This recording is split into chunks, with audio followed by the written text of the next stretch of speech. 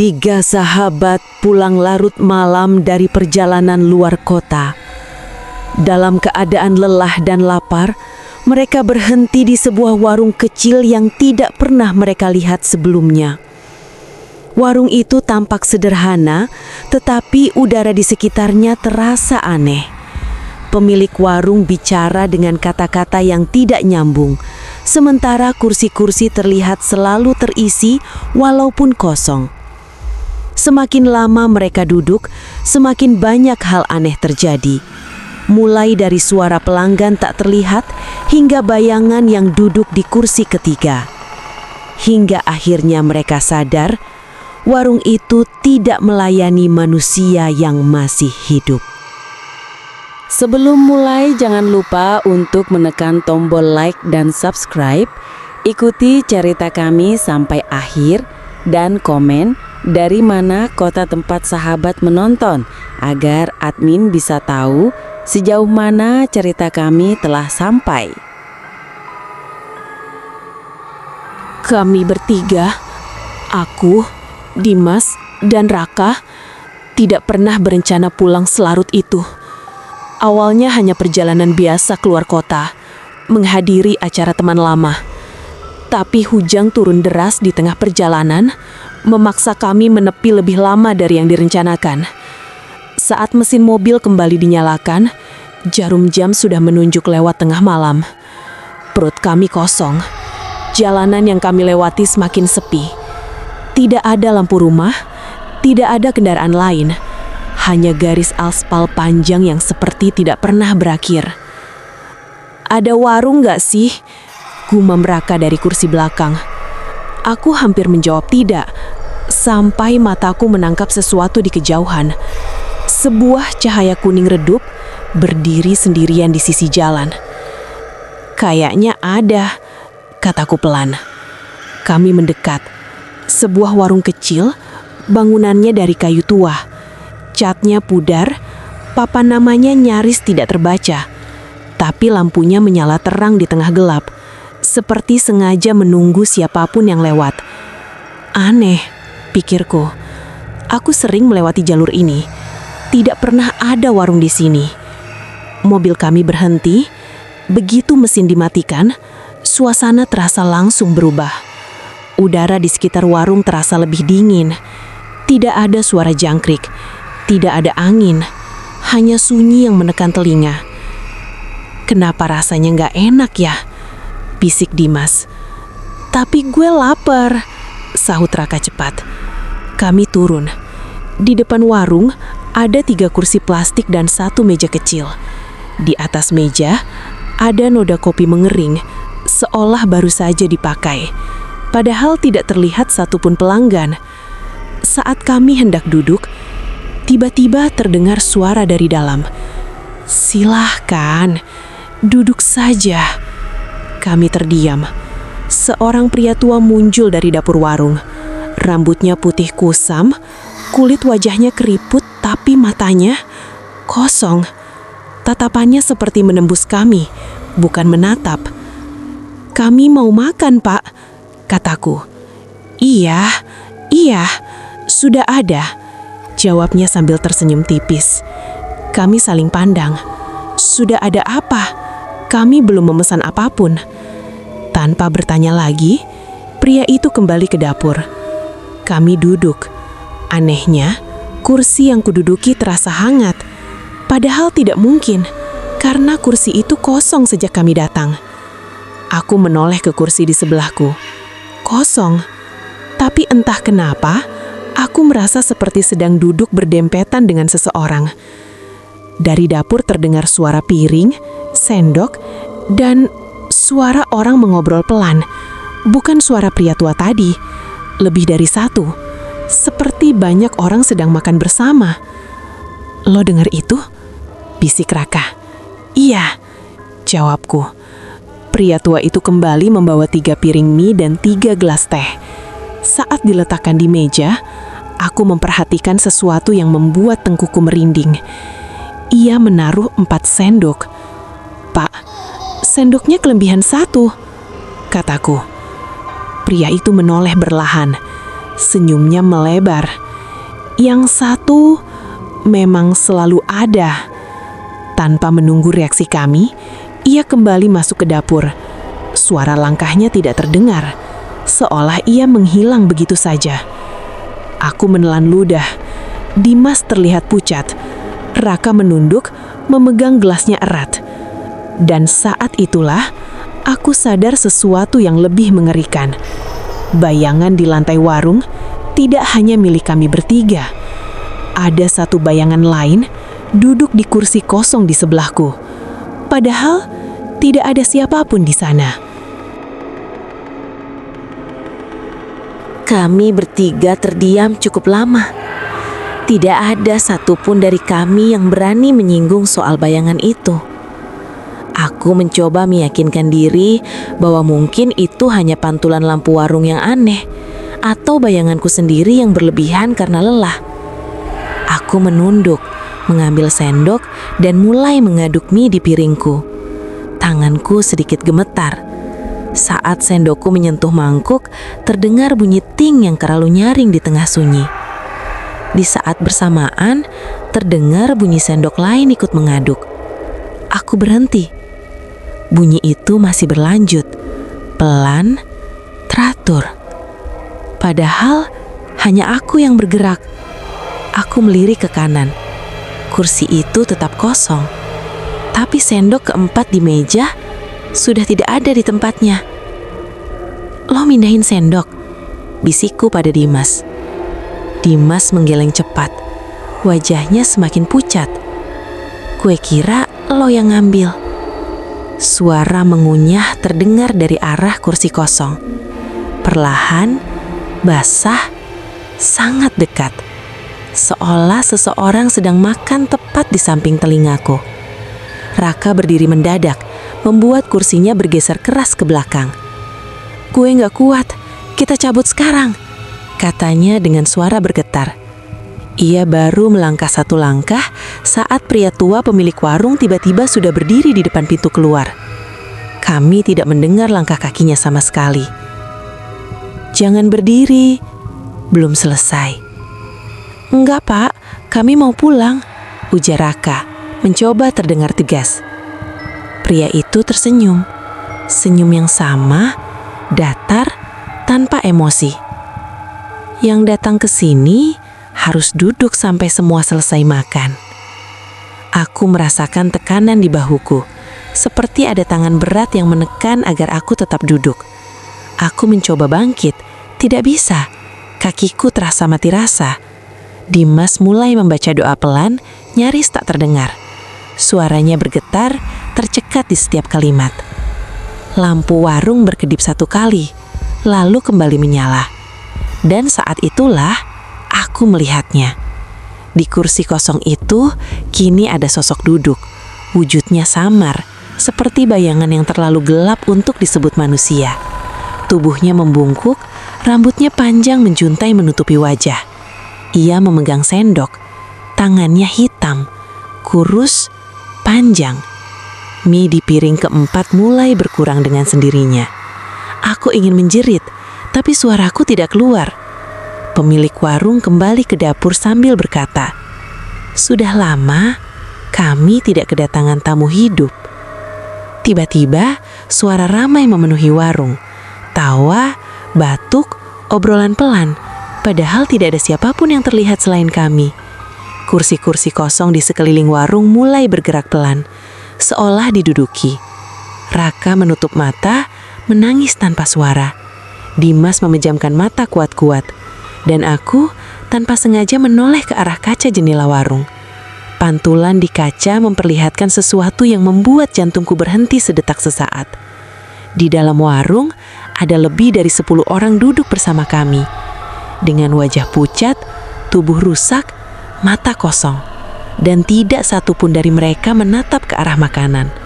Semua menatap ke arah kami. Suara-suara itu semakin jelas. Bukan lagi hanya bisikan atau tawa samar. Ada yang batuk kering, ada yang menyeruput minuman, bahkan terdengar suara kursi digeser. Warung kecil itu terasa penuh.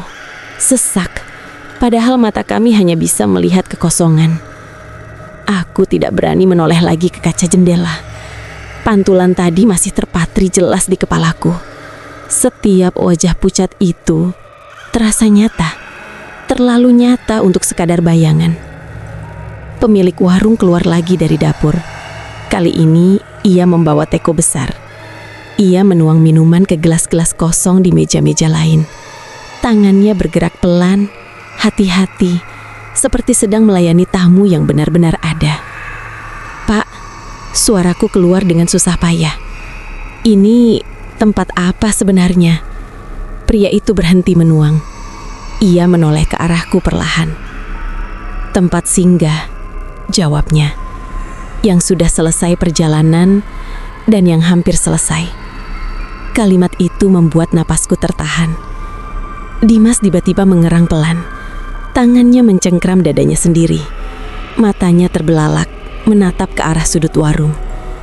Ada yang berdiri di belakang kalian," katanya terbata. Aku tidak ingin menoleh, tapi rasa takut memaksaku. Di belakang Raka berdiri seorang pria tanpa wajah. Kepalanya seperti terbalut kabut hitam, hanya menyisakan bentuk tengkorak samar. Tubuhnya condong ke depan, sangat dekat, seolah sedang membisikkan sesuatu ke telinga Raka. Raka gemetar hebat. Air matanya jatuh ke meja. "Tolong, jangan," katanya lirih. "Aku masih hidup." Sosok itu mundur perlahan, lalu duduk di kursi kosong lain. Kursi itu berderit pelan saat diduduki. Pemilik warung tersenyum lagi. "Mereka selalu datang larut malam," katanya. "Di jam ketika jalan lebih banyak mengambil daripada memberi." Aku mulai mengerti. Jalan ini sering terjadi kecelakaan. Banyak yang meninggal.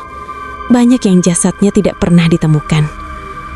"Pak, kami bukan bagian dari mereka," kataku cepat. "Kami cuma mampir." Pria itu menatapku lama, terlalu lama. "Kalian duduk," katanya. "Itu sudah cukup."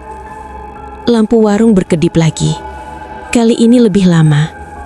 Saat menyala kembali, suasana berubah. Wajah-wajah mulai terlihat jelas. Ada yang kepalanya retak, ada yang lehernya tertekuk tidak wajar, ada yang tubuhnya berlubang seperti habis tertabrak keras. Salah satu dari mereka berdiri, seorang perempuan dengan rambut basah dan gaun sobek. Ia berjalan tertatih ke arah kami. "Kalian lihat jalan di depan?" tanyanya dengan suara serak. "Jangan lewati, jangan ulangi." Dimas tiba-tiba menjerit. Tubuhnya kejang, matanya terbalik ke atas. "Dim!" teriakku. Dimas bangkit perlahan, tapi tatapannya bukan miliknya. Ia menoleh ke arah kami, tersenyum dengan sudut mulut yang tidak wajar. "Masih ada satu kursi kosong. Siapa yang mau menemani kami sampai pagi?" Pemilik warung tertawa kecil. Dan untuk pertama kalinya, aku melihat wajah aslinya. Separuh mukanya hancur, seperti bekas diseret aspal. Dimas berdiri kaku di samping meja. Tubuhnya masih milik sahabatku, tapi tatapan matanya kosong, dingin, seperti milik orang lain yang sedang meminjam raga. Senyum miring itu tidak pernah hilang dari wajahnya. "Ada satu kursi yang belum terisi," ulangnya pelan. Aku dan Raka terpaku. Napas kami memburuh, dada terasa sesak. Kursi kosong di depan kami bergetar pelan, seolah sedang dipanggil. Pemilik warung melangkah mendekat. Kini wajahnya tidak lagi disembunyikan. Separuh mukanya benar-benar rusak. Kulitnya terkelupas, memperlihatkan daging gelap yang mengering. Bau anyir samar tercium di udara. "Warung ini," katanya pelan, "adalah tempat menunggu." "Menunggu apa?" tanyaku dengan suara hampir tak terdengar. "Menunggu yang menyusul," Kata-kata itu membuat ruangan terasa semakin sempit. Para sosok di sekeliling kami mendekat. Mereka berdiri, membentuk lingkaran. Wajah-wajah rusak itu menatap kami dengan harapan aneh. Bukan marah, bukan benci, melainkan rindu. Seorang pria tua dengan kepala penyok maju satu langkah. "Aku mati di sini," katanya. Motor melaju terlalu cepat. Perempuan berambut basah ikut berbicara. Truk tidak berhenti. Satu persatu mereka menceritakan kematian mereka. Semua di jalan yang sama, semua di malam hari, semua tidak pernah sempat pamit. Pemilik warung menatap kami bertiga. "Aku yang pertama," katanya. "Aku membangun warung ini sebelum jalan dilebarkan." Aku menahan napas. Mobil datang dari arah sana. Ia menunjuk jalan gelap. Aku mati sendiri. Tidak ada yang berhenti. Tidak ada yang memubur dengan benar. Warung ini bukan bangunan biasa. Ini tempat arwah yang tidak tahu harus kemana. "Tapi kenapa kami?" teriak Raka putus asa. "Karena kalian duduk," jawabnya sederhana. "Kalian diterima." Dimas melangkah ke arah kursi kosong. Tangannya terangkat menunjuk Raka. "Dia saja," katanya dengan suara bukan miliknya. "Dia yang paling lemah." Raka menjerit. Tubuhnya terangkat sedikit dari kursi, seolah ditarik dari belakang. Aku refleks memegang lengannya. "Kalau harus satu, ambil aku," teriakku. "Tapi lepaskan mereka." Warung mendadak sunyi. Pemilik warung menatapku lama, sangat lama. "Masih jarang," katanya akhirnya, "yang mau bertukar." Ia melangkah mendekat. Wajah rusaknya hanya berjarak beberapa sentimeter dari wajahku. "Kau berani meninggalkan hidupmu?" Aku terdiam. Bayangan orang tuaku, hidupku, semua muncul seketika. Tiba-tiba terdengar suara keras dari luar. Klakson mobil panjang. Lampu warung berkedip liar. Para sosok menjerit. Lingkaran mereka pecah. "Sekarang!" teriakku. Aku menarik Raka, menendang kursi di depanku. Tubuh kami terasa ringan, seperti dilepaskan paksa. Dimas jatuh terduduk. Tatapannya kembali normal. Ia terenggah, bingung. Kami berlari ke arah jalan tanpa menoleh lagi. Di belakang kami, suara pemilik warung bergema. "Kalau kalian duduk lagi, kami akan menunggu." Kami berlari tanpa arah. Jalanan gelap itu terasa lebih panjang dari sebelumnya. Napas kami tersengal. Kaki kami hampir tidak sanggup menopang tubuh. Tidak satu pun dari kami berani menoleh ke belakang, takut melihat sesuatu yang tidak seharusnya mengikuti. Saat akhirnya kami mencapai mobil, pintu langsung kubuka dengan tangan gemetar. Mesin dinyalakan. Suaranya terdengar seperti penyelamat. Aku tancap gas. Baru setelah jarak cukup jauh, kami berhenti di pinggir jalan. Hujan turun lagi, lebih deras dari sebelumnya.